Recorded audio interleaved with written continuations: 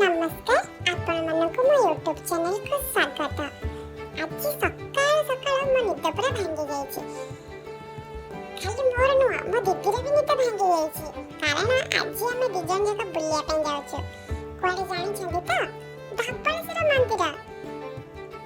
ଖାଲି ଆମେ ଦି ଜଣ ନୁହଁ ଆମ ସାଙ୍ଗରେ ଆହୁରି ବି କିଛି ଜଣ ଅଛନ୍ତି। ଆଗକୁ ଦେଖିବା ଆମ ସାଙ୍ଗରେ ଆଉ କିଏ ସବୁ ଧବଳେଶ୍ୱର ମନ୍ଦିର ଆମ ସହିତ ବୁଲିବା ପାଇଁ ଯାଉଛନ୍ତି।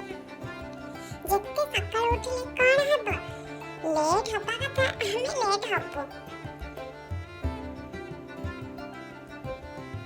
ତର ହୋଇ ବାହାରିକି ଆସିଗଲୁ ବସ୍ ଷ୍ଟାଣ୍ଡକୁ। କାଳେ ବସ୍ ଛାଡ଼ିଦେବ ଏଇ ଭୟରେ ବହୁତ ଜୋରେ ଚାଲିଥିଲୁ। ବସ୍ ଷ୍ଟାଣ୍ଡରେ ପହଞ୍ଚି ଦେଖିଲୁ ଲିଜା ବି ଆସିକି ଆମ ସାଙ୍ଗରେ ପହଞ୍ଚି ଯାଇଛି। ଆଉ ଜଣେ ସଦସ୍ୟ ବି ଅଛି, ଆଗକୁ ଦେଖିବା।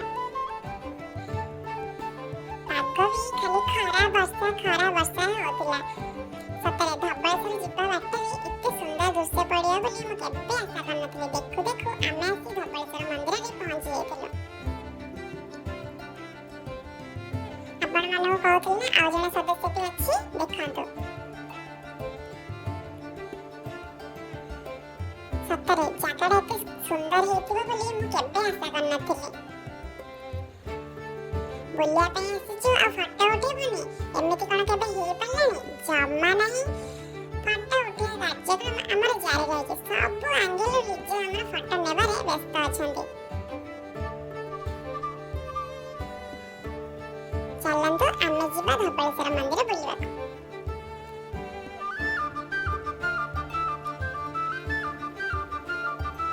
ଆମେ ଆସି ଯେତେ ବେଢ଼ାରେ ପହଞ୍ଚିଗଲୁ ସତରେ ମନକୁ ଗୋଟେ ଅଲଗା ପ୍ରକାରର ଶାନ୍ତି ଅନୁଭୂତ ହେଉଥିଲା।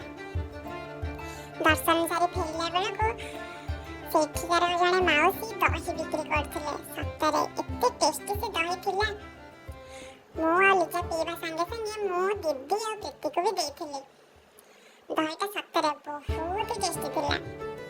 ମାଉସୀ କଣ ଦହି ବନେଇଥିଲା ମ? ପୁରା ମସ୍ତ। ଦହି ପିଇସାରି ଆମେ ଆଗକୁ ଚାଲିଲୁ ଫଟୋ ଉଠେଇବା ପାଇଁ। ଆପଣମାନେ ଦେଖନ୍ତୁ କଣ ହଉଛି।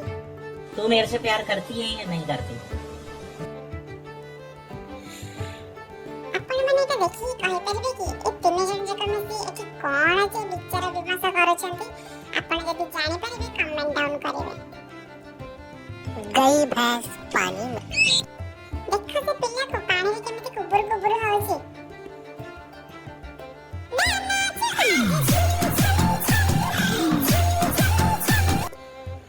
ଭଲରେ ଦର୍ଶନ ହେଇଗଲା ଆମର ଧବଳେଶ୍ୱରଙ୍କର। ସତରେ ମୁଁ କେବେ ଆଶା କରିନଥିଲି ଆମକୁ ଏତେ ଭଲରେ ଦର୍ଶନ ମିଳିବ ବୋଲି। ଦର୍ଶନ ସାରି ଆମେ ଫେରୁଥିଲୁ। ବହୁତ ଜୋରେ ଖରା ହଉଥିଲା। ସକାଳୁ ତ ଖାଲି ବର୍ଷା ହଉଛି, ଖରା ହଉଛି, ପୁଣି ବର୍ଷା ହଉଛି, ପୁଣି ଖରା ହଉଛି।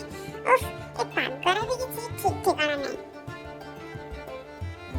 ମନ୍ଦିରରୁ ଫେରିଲା ବେଳକୁ ଏତେ ଖରା ହଉଥିଲା ଆମେ ମାନେ ଚାଲିଲୁ ଆଖୁ ରସ ପିଇବାକୁ। ମନ୍ଦିରରୁ ବାହାରୁ ଠିକ୍ ରାସ୍ତା ସେପଟେ ହିଁ ଆଖୁ ରସ ବିକ୍ରି ହଉଥିଲା। ଡେରି ନ କରି ଆମମାନେ ସାଙ୍ଗେ ଚାଲିଲୁ ଆଖୁ ରସ ପିଇଦେଲୁ। ଆପଣମାନେ ଦେଖୁଛନ୍ତି ନା କେତେ ଜୋରେ ଖରା ହଉଛି। ଏତେ ଜୋରେ ଖରା ହେବା ସାଙ୍ଗରେ ବି ଆକାଶଟା ବହୁତ ସୁନ୍ଦର ଦେଖାଯାଉଥିଲା। ହେଲେ ଏମାନଙ୍କୁ କଣ ସେ ଦୃଶ୍ୟର କିଛି ଖାତିର ଅଛି? ଦେଖୁନାହାନ୍ତି ବସରେ ବସିକି କେମିତି ସବୁ ଫଟୋ ଉଠେଇଛନ୍ତି ସେଇଆ ଡିସ୍କସନ କରୁଛନ୍ତି। ମୁଁ ବି ଡିସ୍କସନର ବାଦ ବସ୍ ଟ୍ରାଭେଲ କରି ଏତେ ଆମେ ଥକି ଯାଇଥିଲୁ ଯେ ଚକା ଆସନ ପକେଇ ରୋଡ ସାଇଡରେ ହିଁ ବସି ପଡ଼ିଥିଲୁ। ଆଉ ହଁ, ବସକୁ ଅପେକ୍ଷା କରି ଉଫ୍ ବାବାରେ। ତାପରେ ବହୁତ ସମୟ ପରେ ଆମକୁ ବସ୍ ମିଳିଥିଲା। ସତରେ ଆଜିର ଦିନଟି ମୋର ପୁରା ମନେ ରହିବ। ବହୁତ ଭଲରେ ଠାକୁରଙ୍କର ଦର୍ଶନ ବି ହେଲା।